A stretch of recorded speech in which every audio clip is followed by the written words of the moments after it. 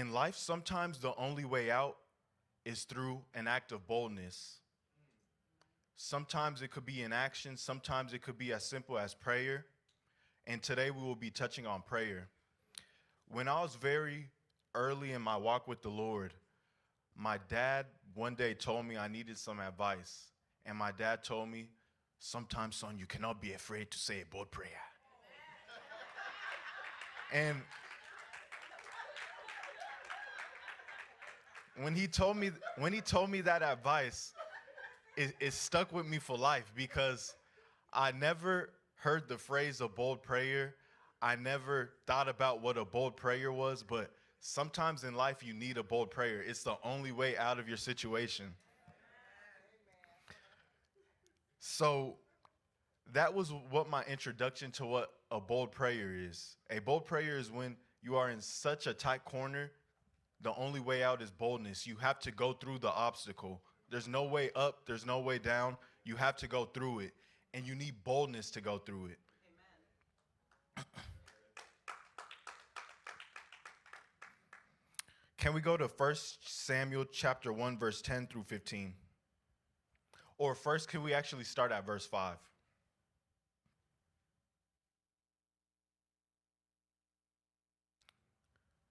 Background before I get into the story is, this is a story of Hannah who could not bear of children, and she prayed to the Lord about it. She was being taunted by her husband's second wife, and she was taunting her over and over. I could bear of children. I'm giving your husband children, but you can't. And she was in a situation where she could only turn to the Lord. And today we're going to look at the key components she used. But to Hannah, he gave a double portion because he loved her, and the Lord had closed her womb. We're not going to touch on here. Later we'll touch back and we'll bring it all together. Can we go to verse 10, please? In her deep anguish, Hannah prayed to the Lord, weeping bitterly. And she made a vow saying, Lord Almighty, if you will only look on your servant's misery and remember me and not forget your servant, but give her a son, then I will give him to the Lord for all the days of his life, and no razor will ever be used on his head. Can we stop here? This right here is a bold prayer. Her womb is close to the Lord, and she is telling the Lord, pleading with him, if you give me a son, I will give him back to you. Do you know how bold you have to be to make a vow with the Lord? Because if you make a vow with the Lord, it's not like you tell your parents or you tell your friend, I promise I'll pick you up today at 8, and you show up at 8:45, or you tell your parents, I promise I'll have the chicken out the freezer by the time you get home from work, and you forget. When you make a prayer, when you make a vow with God, you can't break that vow. So the boldness to have that courageousness and to have that confidence to tell the Lord, if you give me this gift, I will give it back to you. That is an example of boldness in itself. Look at your heart posture. Me, I don't make vows to the Lord because I think, I don't know if I'm there. So me, myself, when I pray to the Lord, I'm being honest. When I pray to the Lord, I don't make wagers with him. If you give me this, I'll do this. Because that takes a boldness that you must be ready for. You must take that leap of faith, and that takes boldness. Look at the boldness Hannah had. You have to look within and ask yourself, do you have that boldness within? Can we go to the next verse, please? As she kept on praying to the Lord, Eli observed her mouth. Hannah was praying in her heart, and her lips were moving, but her voice was not heard. Eli thought she was drunk and said to her, how long are you going to stay drunk? Put away your wine. Not so, my lord, Hannah replied. I am a woman who is deeply troubled. I have not been drinking wine or beer. I was pouring out my soul to the Lord. We'll stop here. What I want to key in on is she said she was pouring out her soul to the Lord. The soul is comprised of 3 things: your mind, your will, and your emotions. A bold prayer must have these ingredients. When you come to the Lord, you are supposed to pour everything out to him. He already knows what's going on inside of you, so share it with him. The Lord, I like to look at him as a polite neighbor. If you need anything, they'll knock when you first move in. Hey, if you need me, I'm just next door. Hey, hi. But they won't come knocking on your door every day. Hey, do you need something? You must go knock at their door and reach out. That is the Lord. He is like that respectful, that patient neighbor. But the only difference is the Lord already knows when there's trouble stirring within you. Will you invite him into the trouble, though? Will you pour out your soul? Will you let him know what's going on in your mind, your will, and your emotions? So when she did this, she's being vulnerable to the Lord. The Lord already knows she wants a child, but in this prayer, she used her will, she used her mind, she used her emotions, and it moved the Lord. That boldness, he saw it and he admired it. And what I want you guys to realize is there's no downfall to a bold prayer. Yesterday, when my dad saw the title to my message, he said, the worst to a bold prayer is a no. And then once you get that redirection from the no, and God puts you to the path of your new will, start praying bold for that new path. But some of us are even afraid to take this first step of even making a bold prayer, because bold prayers are uncomfortable, let's be honest. I don't know about y'all, but have you guys ever been praying something so bold you feel silly asking for it? I've had moments like that where I'm like, God, what am I asking for? What am I doing? But God knows that desire is on your heart. He just wants you to be bold enough to ask for it. Hannah is a perfect example. She was bold enough to ask for it. Imagine someone with a closed womb is praying over and over for deliverance for a baby. I'd be looking at them like, hey, give it up. It's just not your time. It's not your will. I'll be like, that's what I would be thinking. But God doesn't think in practicalities like we do. We look at things practical. I'll just say, go adopt. That's a good option maybe. But God was looking at her boldness and saying, I will reward that boldness and I'll open that closed womb. Amen. Can we go to verse 19, please? Early the next morning, they arose and worshiped before the Lord and then went back to their home at Ramah. Elkanah made love to his wife Hannah, and the Lord remembered her. So in the course of time, Hannah became pregnant and gave birth to a son. She named him Samuel, saying, because I asked the Lord for him. Can we stop there? Can we go back to verse 19, please? It says, early the next morning, they arose and worshiped before the Lord. So she followed this bold prayer with bold faith, bold obedience. Immediately the next day, she wakes up and begins praising and worshiping the Lord before the blessing is even done. That's a key component of boldness, where a bold prayer must be met with a bold lifestyle of obedience. Can we go to the next verse? And we see, verse 20, please. And we see once she has her son, she immediately names him Samuel, and she says, because I asked the Lord for him. Once she received the blessing, she did not forget about God. Amen. A lot of us, when we receive the blessing, we forget about God. We forget he's the one who gave it to us. Some of our bold prayers might not be being answered. Why? Because the Lord knows you will not give that blessing back to him. The Lord knows you will not remember him once you get it. The Lord knows you are not disciplined for that bold prayer yet. You have to look within and ask yourself, are you a good steward? All blessings the Lord gives you is meant to give back to him. If you don't give a gift back to the Lord, it is a useless gift. Something I think about is, don't let your gift to the Lord never sprout into a blessing.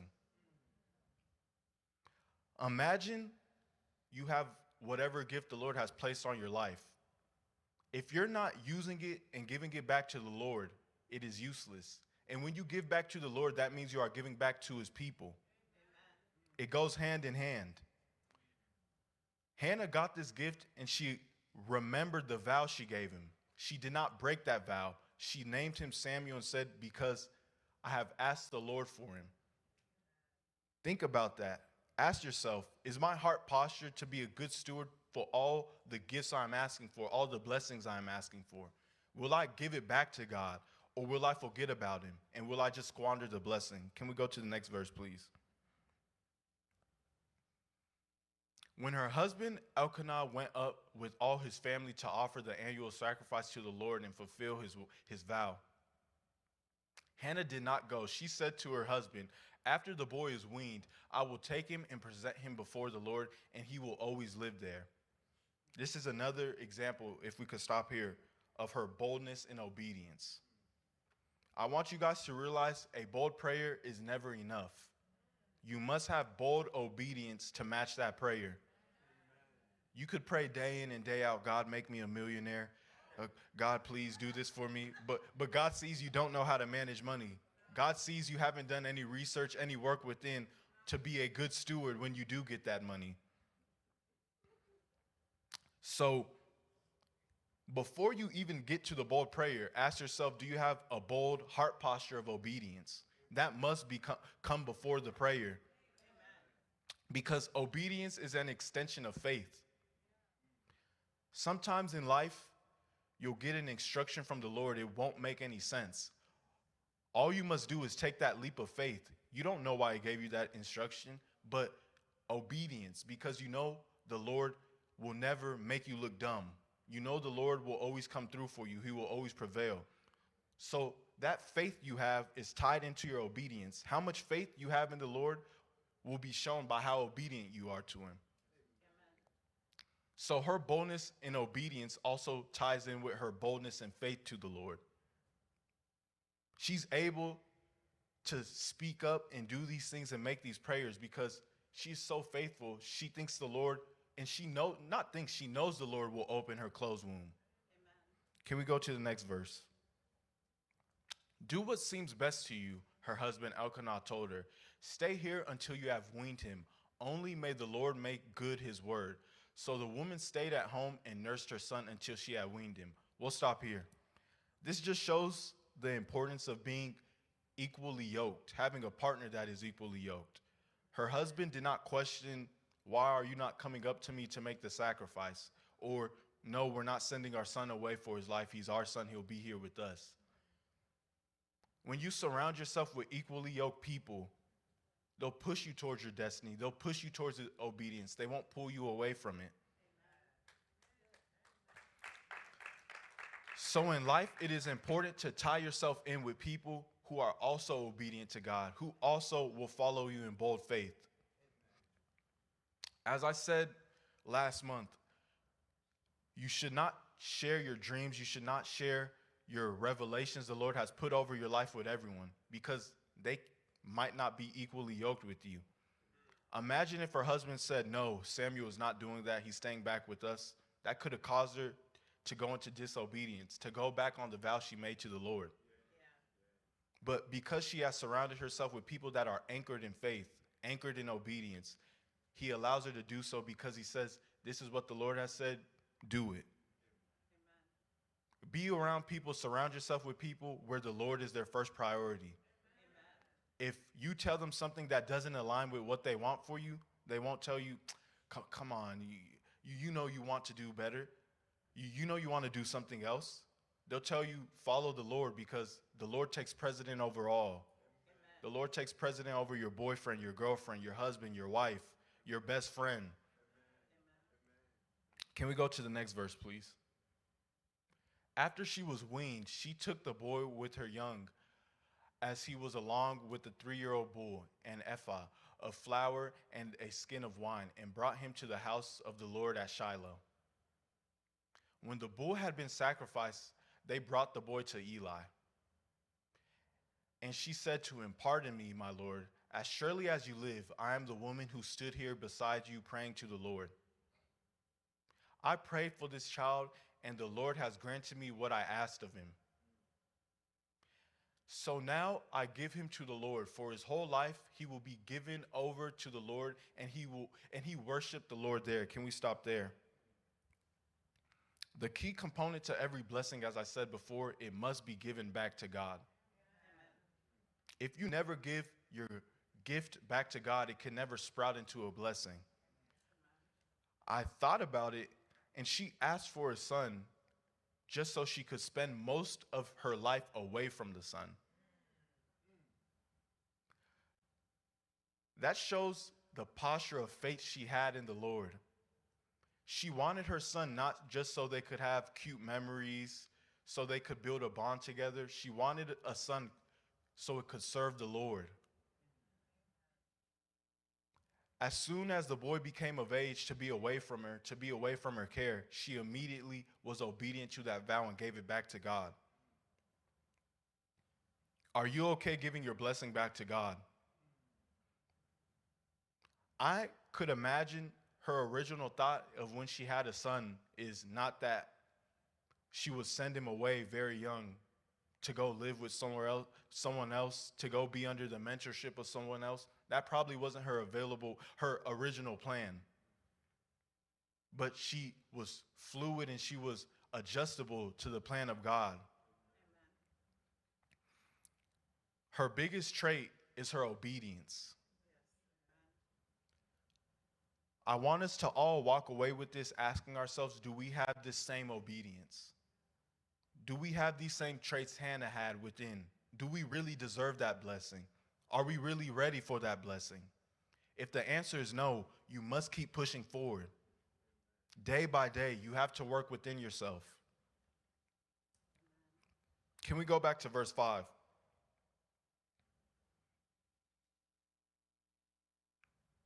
It says, but to Hannah he gave a double portion because he loved her, and the Lord had closed her womb.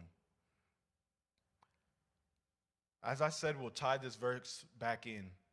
And at the beginning, I said there's some situations that are too high to get over, too low to get under. You must go through. Her womb was closed. Her boldness made her go through that obstacle. There's no way around it but for her to be bold and go to God.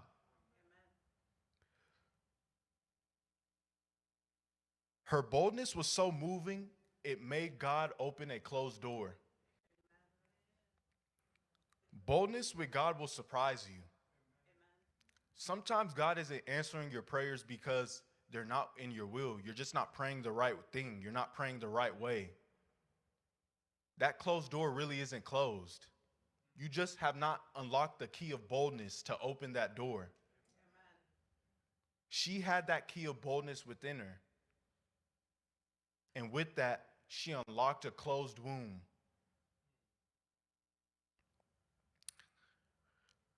So in this life, I want everyone to think about that one situation that seems kind of outlandish. If you haven't gotten to know from God, keep on pushing, keep on asking him until you get that redirection. Either you'll get a yes, this is my will, or no, and then move in the next direction, as I said in my intro, and then keep on pushing in boldness in that direction. But some of us give up too early. Most of us in Hannah's position would have just given up. We would have just said, all right, a child is just not in my will. And then you would have soaked in sadness forever. You would have had resentment towards the Lord. Why can everyone have a child except me? But the problem is never the Lord. The problem is you.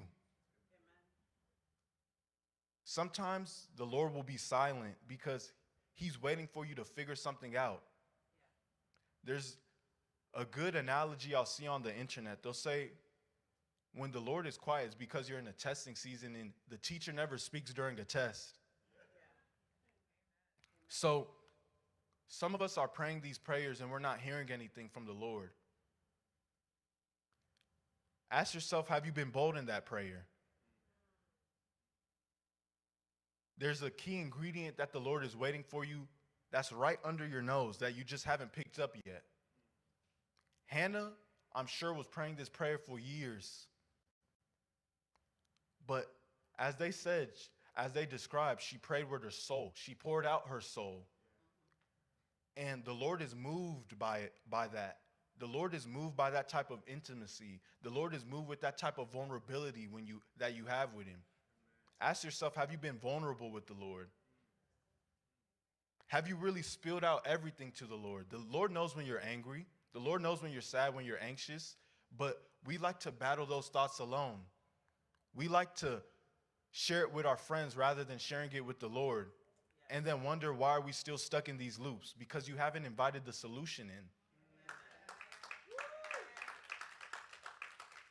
in. Invite the solution in, and I promise you the answer will come in due time. I was talking to a friend yesterday, and I said, when you're in life and you're going through an obstacle, the if is you. God is 100%. If you do your part, God will do the rest. But you have to look within. You're the if, it's not God.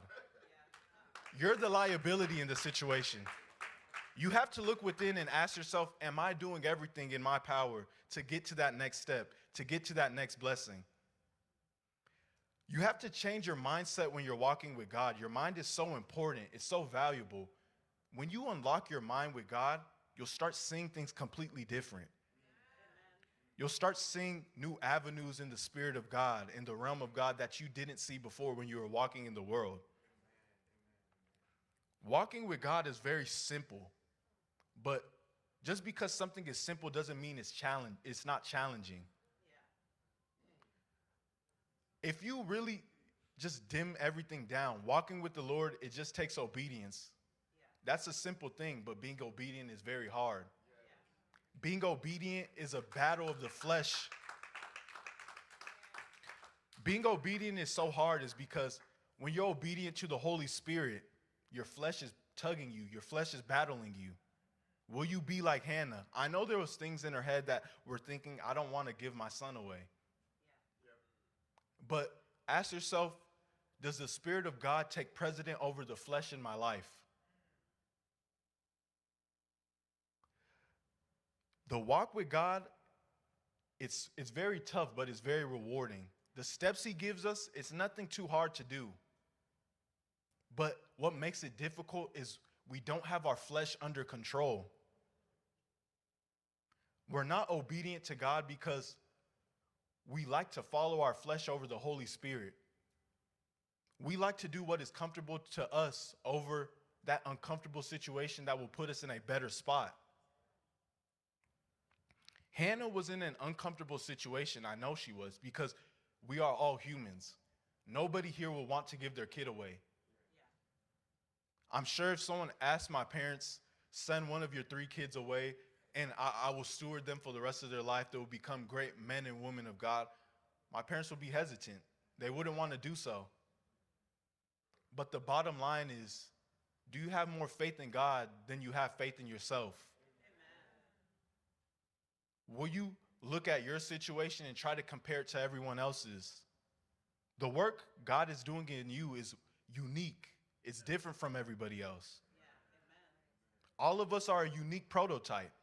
We like to look case by case and look at everyone else's situation, how they got there. Your battles aren't the same as their battles. But this is what I mean when you unlock your mind to the Holy Spirit, you start seeing things differently. You start seeing the things you should pray for. You start seeing how simple it is. But as I said before, just because something is simple doesn't mean it isn't difficult. Being within the will of God, it sounds very simple, but it's very hard because our flesh is always at play. Are you okay with being in the will of God? When you're in the will of God, it's like you're in a car it's driving itself. A road you'll normally take a right at, God will keep on going straight. You will, God, hey, I normally take a right here. But you must trust the will of God. You must be able to go with the ebbs and flow of the Holy Spirit. Amen. You won't understand it, but once you get to the end, it will all make sense. As I was telling my friend, as humans, we aren't made to see the full picture. We could only zoom in and focus on what's today. God sees the end. God knows the blessings he's put on your life. So why do we stress? Why do we fret? Why do we ask God what's going on? Why do we start to doubt? Why do we get anxious when the blessing that is put on your life, it's already done? It's already done in the spirit. Just let God take control of the will. Just let go and let that will of God take you. It'll take you to a beautiful destination, I promise.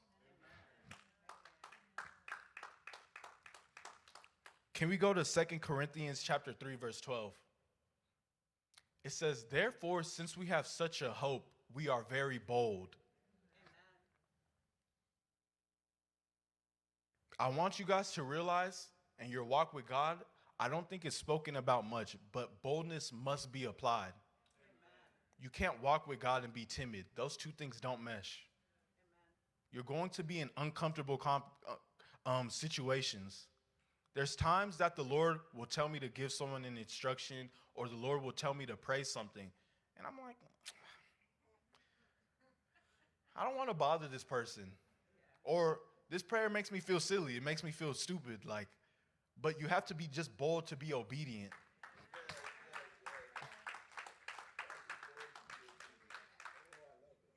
And something else that my dad told me early in my walk with God, I know my dad doesn't think I pay attention. I know he doesn't think I pay attention, but I pick up on these nuggets. But this was early when I was beginning to hear the voice of God. And I was asking my dad, I hear the voice of God tell me to do an instruction, tell me to give someone a word, but I just don't know. Sometimes I doubt it. And my dad was just like, just say it. Just be bold. Just say it. And then an instance happened where I was talking to my dad about something, and my dad just said it. He just said something immediately. I didn't give him insight. I just gave him a little bit of background of what was going on. And my dad immediately said what the problem was at hand. And he said, you see, you just have to be obedient to the Lord. And when the Lord gives you a word, trust it's him. Be bold and just say it.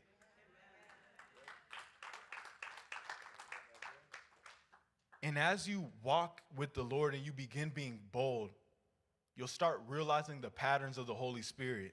You'll start realizing the behavior of God. But all he's asking for you is take that first step of boldness. After you take that first step of boldness, everything else will fall in place.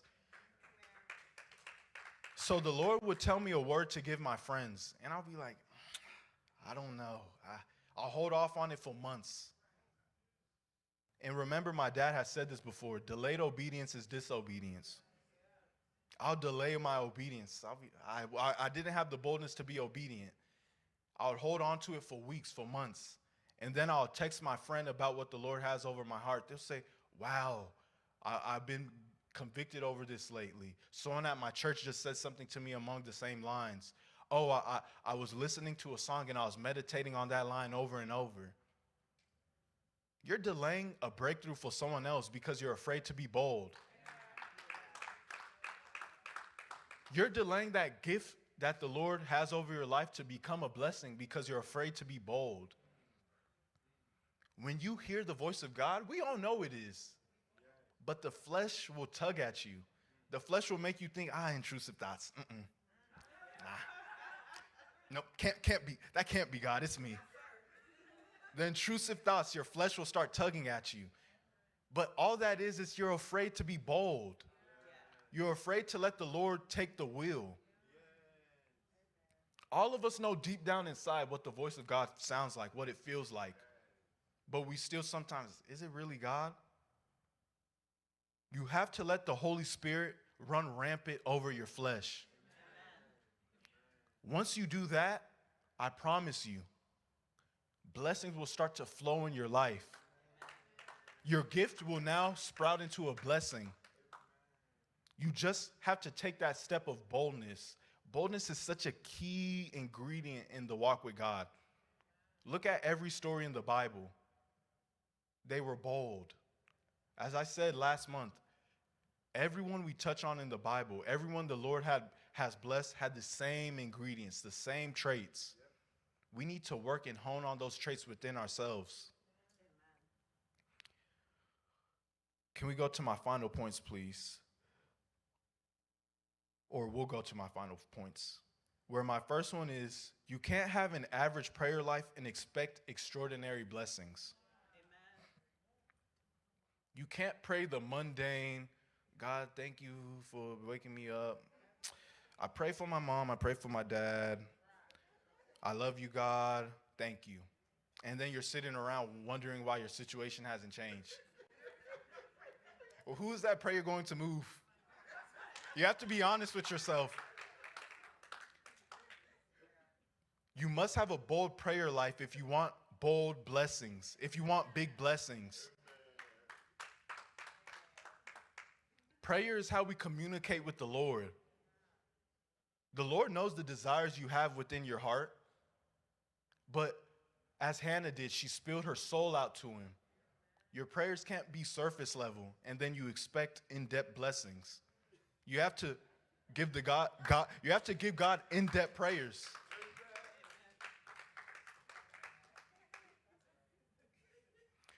My next point is don't be afraid to be bold. The worst God can say is no.